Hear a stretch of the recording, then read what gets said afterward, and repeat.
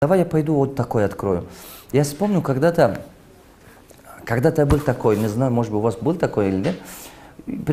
Проходишь мимо какого-то нибудь кафе или какого-то нибудь мойка или какого-то нибудь ресторана. Если видишь, что в кафе много народа, мысль такой, давай откроешь кафе. Потом видишь мойку, думаешь, давай мойку открою. Потом пойдешь дальше, какой-то ресторан. Блин, нет, ресторан лучше, давай ресторан открою. Вот у меня был такой, у вас был такое? То есть что-то видеть, что что-то выгодно, кто-то хорошо зарабатывает. И желание появляется, почему бы этим не заниматься.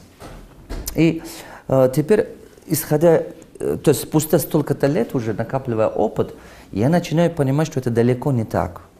Не надо этим заниматься, и далеко это вообще не надо. Почему? Потому что Аллах создал человека, и у него в сердце заложил любовь к чему-то. Он заложил это уже, заложил в любовь и талант к чему-то. Например, кому-то давал талант быть врачом. У него хороший бизнесмен не получится, пусть он станет хорошим врачом. Пусть он открывает клинику, станет выдающимся, можно сказать, врачом в этом области.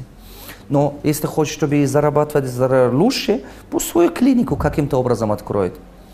Найдет людей, которые помогут ему этим заниматься. Но он не должен управлять клиникой. Он должен просто что? Свои дела делать. Кому-то заложил любовь и симпатия к еду. И он умеет готовить, он любит готовить, думает и так далее. Правильно? А кто-то только кушать умеет, готовить вообще не любит. А вот кого-то заложили вот этот талант к, можно как технику, понимает технику, любит технику. Я не знаю, я очень устаю от этих техник и так далее. Я до сих пор нормально телефон не умею использовать. Ну, потому что у меня дано талант в другом. Бог давал, заложил. Аллах заложил каждому из нас определенные, можно сказать, способности и симпатия к чему-то.